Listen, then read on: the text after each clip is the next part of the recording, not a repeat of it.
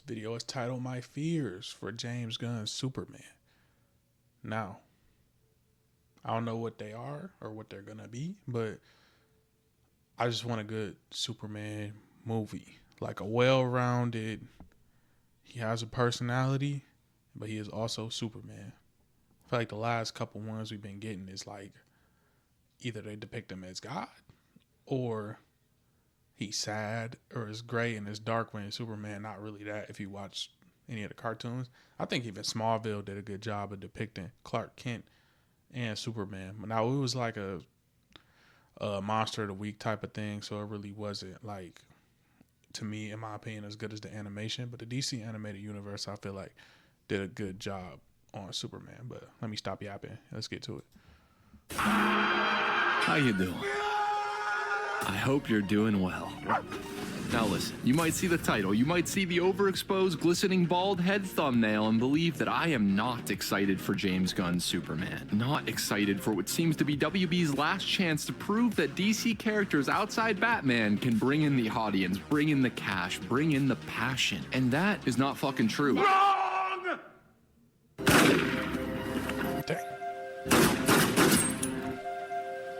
I am very excited. The editing on this off the bat is crazy, bro. Like, why we have to open it up like this? But like, if you seen the trailer, like, this looked like it got a lot more color. It looked like it got a lot more personality. Like, Metropolis is like it's a real thing. It's not just dropped in Chicago or New York or one of these other big cities. So I feel like that's something we've seen from the trailer. But hey, this editing fast paced, it is crazy. So I want to see where he going with this. Man, in fact, in the era where I find it hard to get excited about the things that I used to cast waves of hype to everyone about, Superman is a superhero project that makes me feel connected to that inner child who wanted nothing more than to believe someone as kind, as caring, as good as Superman could exist. A lot of you have asked for my thoughts on the trailer, on the film, as someone who has begged and pleaded for WB to make a solo Superman movie for over a decade now, so I figured I'd use this quick little ramble to talk about my hopes as well as my fears for James Gunn's Superman. For what very well might be DC's last chance to make people look up and want to believe that men can fly. But before we continue our endless search for a better tomorrow, I want to talk to you about a new official DC game that just released on iOS, Google Play, and PC. DC Dark Legion. Adapted from Scott Snyder's Dark Knight's Metal series and 3 character pools. I'll see you in the cave.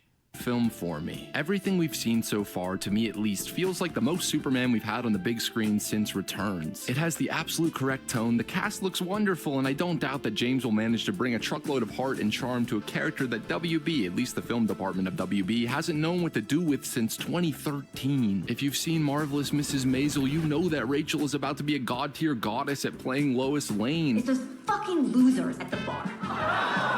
Standing there, waiting for me to bomb. It's midnight on a Tuesday, and the highlight of their evening is the possibility of seeing a chick fail. And Nicholas Hoult is such a brilliant actor that there's no way his Lex isn't captivating. And David Corn Sweat not only has the innate screen presence to make you believe in his authority, but perhaps most importantly, clearly contains the aw shucks ma vibes that Clark has been missing for far too long. Plus, holy fuck, Knuckles. That's crazy pause. But that's a great way to put it, because again, like the other ones, it's like he is just this all-powerful deity that has way too much responsibility, and we don't see him kind of act like a human, because he's a human first. Like he learned how to be a human first, and then he kind of figures out that he's enhanced. So like that's part of the charm. It's like the all American, you know what I'm saying, farm country boy from, I think he's from Kansas, like something like that. But somewhere where a farm at, bro. You get what I'm saying. But no, it ain't Kansas because he live in Metropolis. But that's crazy. But yeah, bro, that's what's been missing. I always think when like farmland, it's like Kansas or some flat like Oklahoma, one of them real flat farmland type places where they depict him from. That's always what I think of when I see shit like that. Yeah, that's Kansas. Fucking crypto. All my gun gooning aside, I really don't need to see Guy Gardner, Mr. Terrific, Hawkgirl, Metamorpho, and Justice League International in the first solo Superman movie. I don't need it, but I get it. You need to establish the universe outside Metropolis. You need to start a franchise. You need to blah, blah, blah, blah, blah. There'll be none of it. And I know all those characters will be great. I'm sure Metamorpho and the gang will be scene stealers because Gunn loves the outsiders, the more niche, the less heard of comic book characters. He loves injecting them with a shit ton of heart. I'm not saying any of these guys will be bad and take away from the film, but even if they do exist to be a clear statement on postmodern day superheroism, I mean, look at their Maxwell Lord branded leather outfits, their corporate privatized vibe. Even if their purpose is to be a contrast to Clark Kent, a metaphor on how most popular caped media is a postmodern parody or edgy, cynical deconstruction, whereas Clark is the embodiment of pure kindness, the S on his chest, the embodiment of old-fashioned sincerity. Even with all that, I'm just not sure I want it. You're a fucking moron. Because what I want is simply a story about Clark Kent, Lois Lane, and Lex Luthor. James has said that the movie very much is that, but still. Outside the overdone, easy jabs I can make to the Snyder movies, the thing that bothered me the most was how much focus we lost on Clark Kent as soon as the wider DC universe came into the picture. Lois Lane in Man of Steel, she had spunk, she had a character, she felt like a human being with her own set of wants, needs, and desires, but by the end of the DCEU, for me, Amy Adams was entirely wasted, relegated to a mourning widow, just as Clark was relegated to a statued martyr who meant more in his death than he ever did in life. I failed him. Life. I don't want that to happen again, please. That's crazy, but okay, so I'm assuming that first fear is them bringing in all these niche characters, but I'm going to trust James Gunn to tie it in and make it about them, because I feel like if it is, he could make easy work of them. We did see him a little beat up in Crypto dragging him, but I feel like that's part of the story, because it's not like you could just have one. You could have one person fighting Superman, because it's Superman, bro, but he is that powerful where it's like, I think his max power level, so to speak, can carry to like him fighting an ensemble group, so to speak. Because I feel like if it's just a 1-on-1, then it kind of, I feel like it's gonna work. It's gonna work for how powerful he is, to kind of put a bow on that. Because you can say what you want about these niche characters, but when people go into theaters, they're not gonna have a lot to tie to it, so they gonna be like, I don't think they're really gonna know about a lot of these people's powers unless you watching videos like this. They gonna know a lot of the lore, so it's like, he can't really hurt Superman. So I feel like that's some of the kind of little film stuff you can get over people's heads a little bit. I need Clark and Lois to be the power couple that they are in the comics. I need both of them to be the heart and soul of the DC universe. I need James's Superman to be what the Batman was for Bruce Wayne, a character study filled with wonderful supporting characters that never lost its focus on making the audience so attached, making them see the world through the eyes of one of the largest fictional legends ever created. I want Superman to be about Clark Kent and his love for Lois, his inconceivable love of us, his unwavering kindness towards us even when we don't deserve it.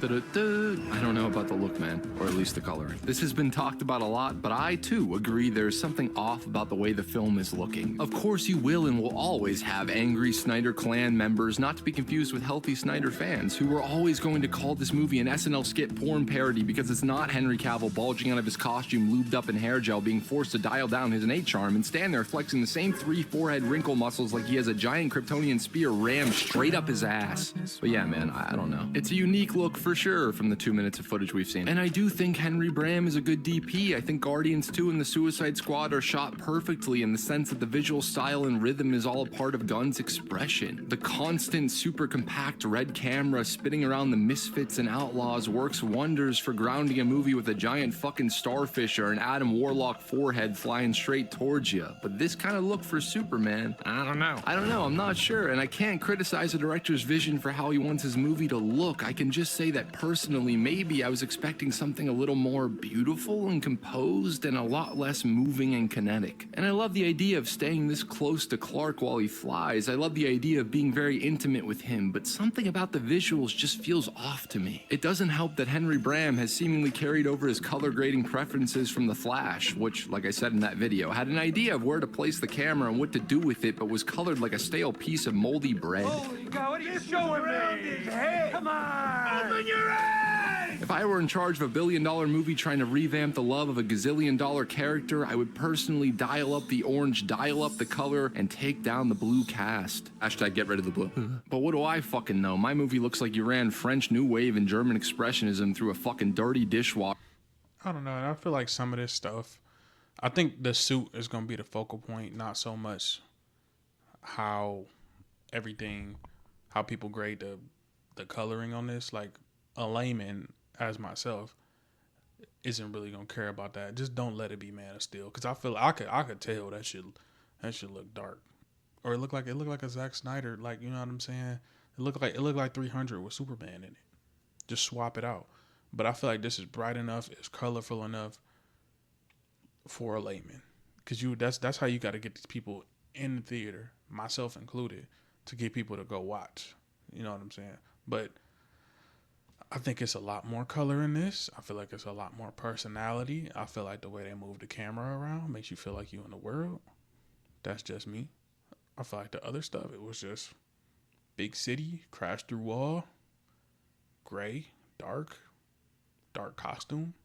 They tuned the colors up a little bit. Now they could change this based on, like, you know, some people change stuff in post based on what they getting from people, what they see in the trailers and stuff like that. So we very much could get a brighter version of this. Washer that just got diagnosed with fucking Parkinson's. Jesus, Jason soon. And the thing is, I know Gunn can pull the kind of image I was hoping for off. He's done it again and again. Him and Henry Bram have done it again and again. But yeah, I just really hope the first real DCU movie looks half as good as what the actual ongoing other DC connected universe looks like. I don't want this universe to start off with a most likely great heartfelt script, but standard comic book movie visuals that we've all grown so very, very, very tired of. You're in so much pain, huh? I am. Yeah. But on the flip side, I'm 90% sure we might finally get back sexy Lexi, a badass Lex Luthor. Do you know the weakest part of every single Superman movie I enjoy is? Lex fucking Luthor.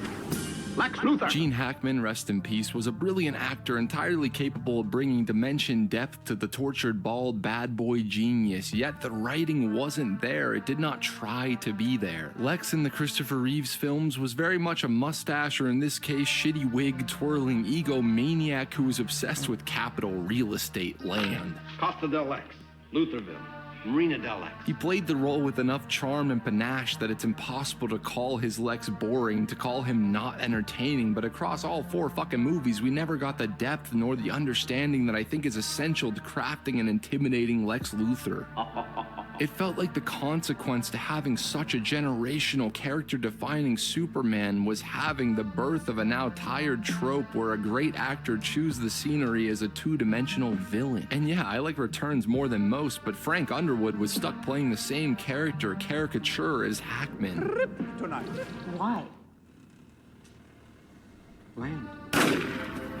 And listen, I'm for sure biased. As a kid who grew up loving Smallville so much that at one point in time, instead of doing my homework, I decided to remember each and every episode name and number. You're a fucking moron. Michael Rosenbaum's Lex is the top of the mountain, not just because he...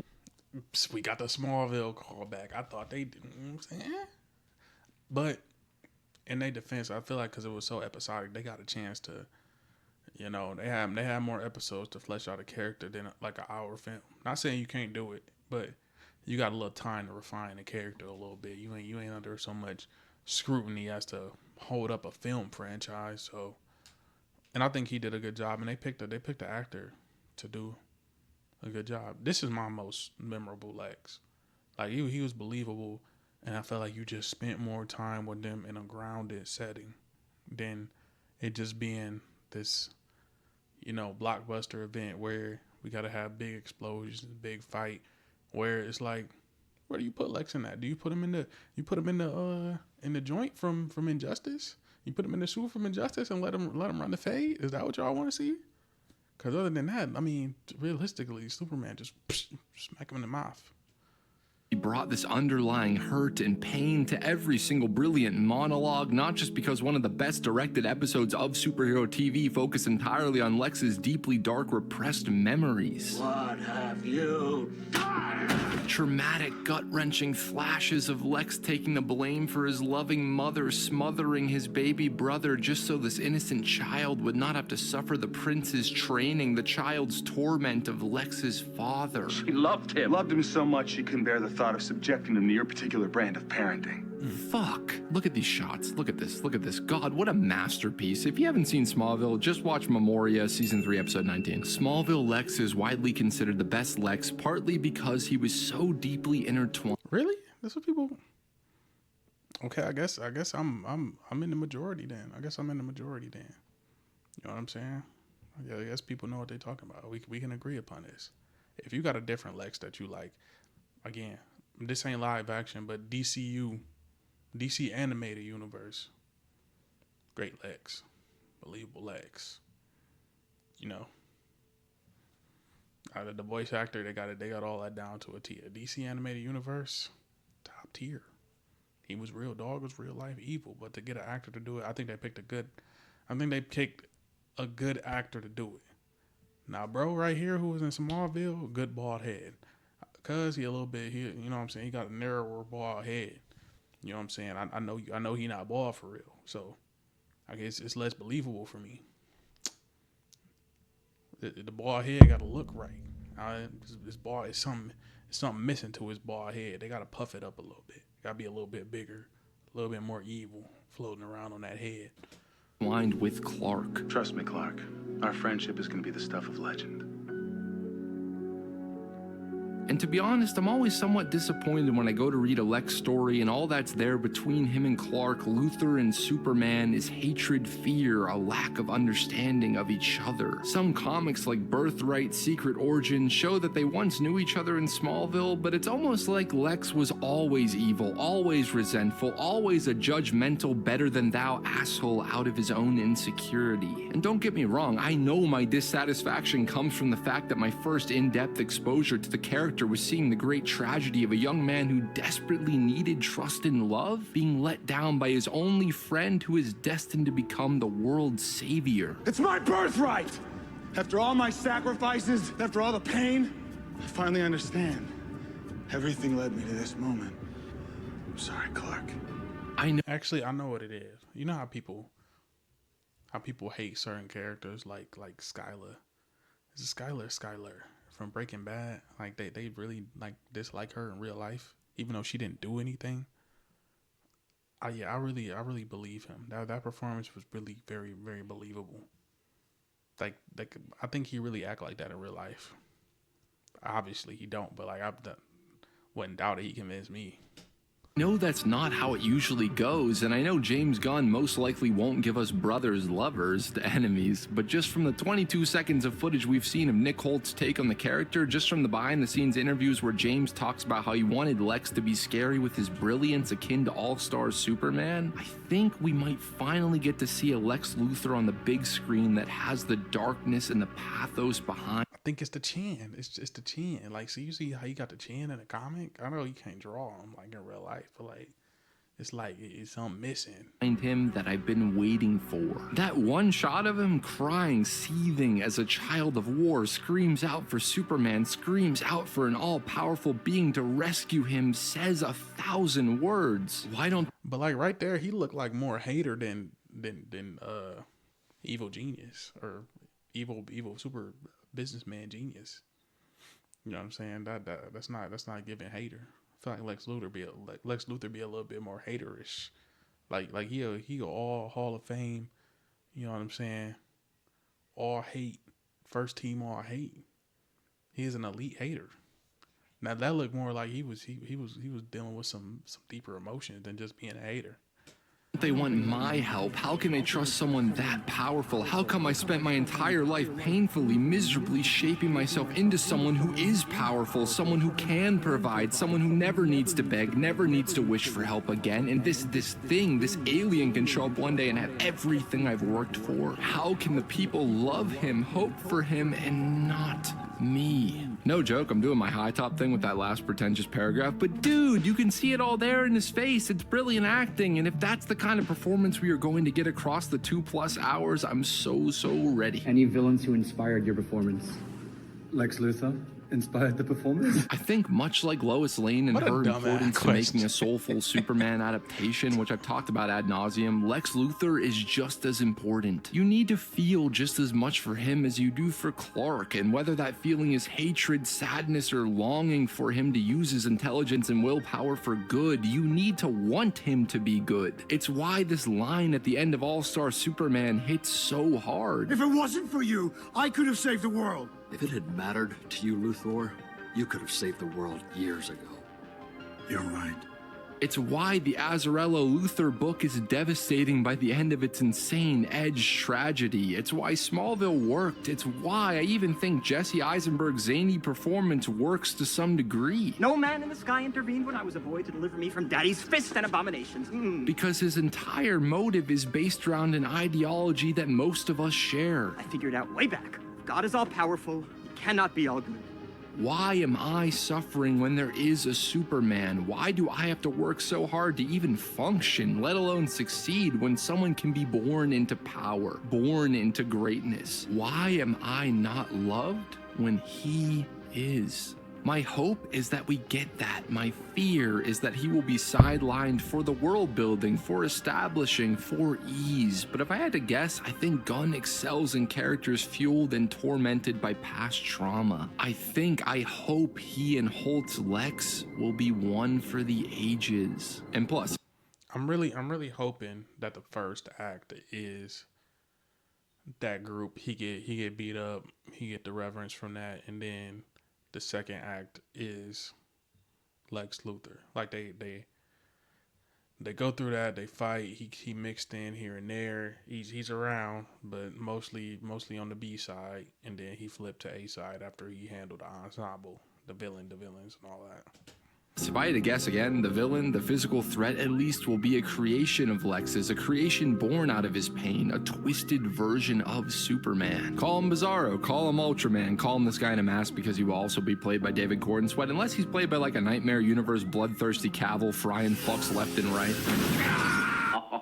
But I doubt that. It's gonna be David under there. And I'm not the only guy who thinks this, and that's for a reason. Ultra Bizarro Man is going to be a metaphor, I wager. He's going to be a Homelander type, a man of postmodern steel, made in a lab by Lex and possibly the government out of spite. Man must own a Superman, control a badass god without any of the humanity that Clark has, much like the mandated leather jacket wearing Lord League I mentioned earlier. James is making a statement about the current state of superhero cinema and our collective cynicism when it comes to the genre. Perhaps the point is that James Gunn himself shares my greatest fear for Superman. Perhaps the true question at the end of this is, can we even still believe?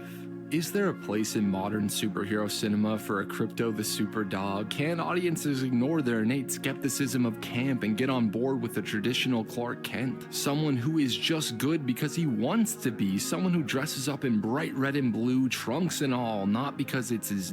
I feel like that part of the story, that second act that he's referring to, or it might be like an Ultraman or a Bizarro Superman or something like that,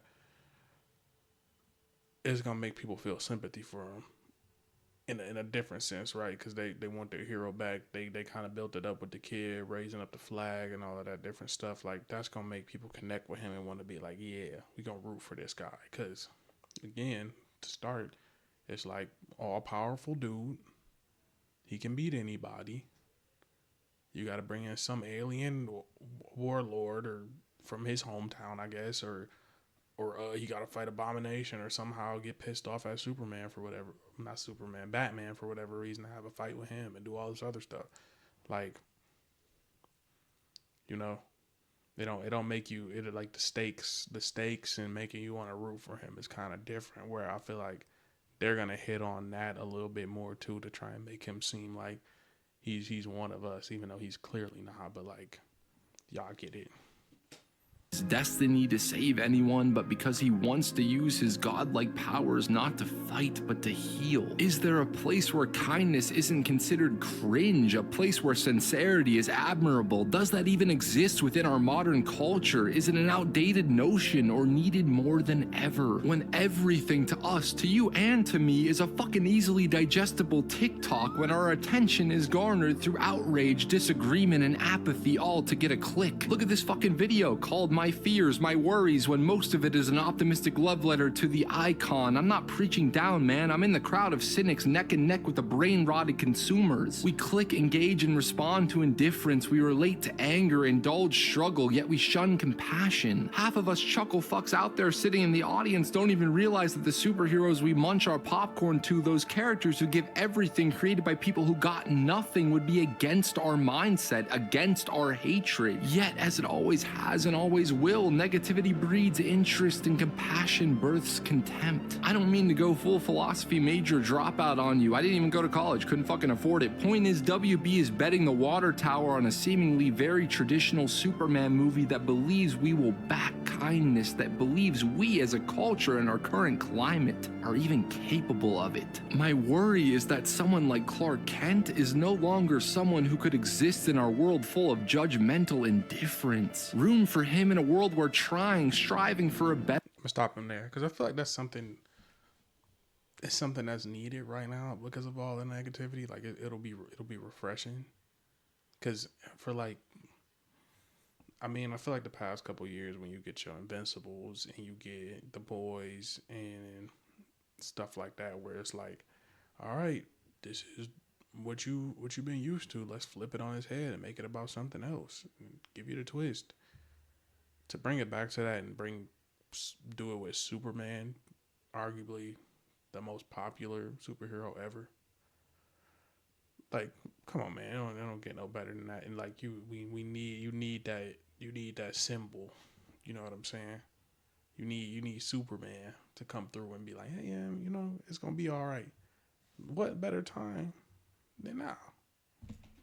Better one is pretentious. Is there a place for a Superman who is kind in a world where kindness is somehow old-fashioned? Seems to be the question the film wants to ask, and I can't answer that. But my greatest hope is that James and the storytellers behind Superman find a way to answer that question with some kind of depth and truth. And if they somehow do, will we ever be able to face that? Kindness or cringe, apathy or empathy, we are all in search of that same idealistic dream, right? The dream of a tomorrow that is better. The foundational dream of this constantly evolving character that maybe should not be forced to change for us. Maybe it's time we changed for him.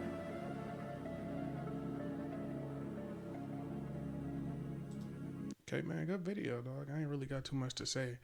I do like things superhero and film, so if you like this video and you want to see more reactions about film, cartoons, animation, anything like that, if y'all want to see more stuff like that, drop a comment, like, and subscribe.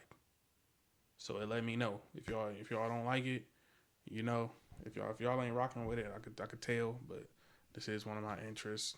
But without further ado, I'm gonna get us up out of here. Cool.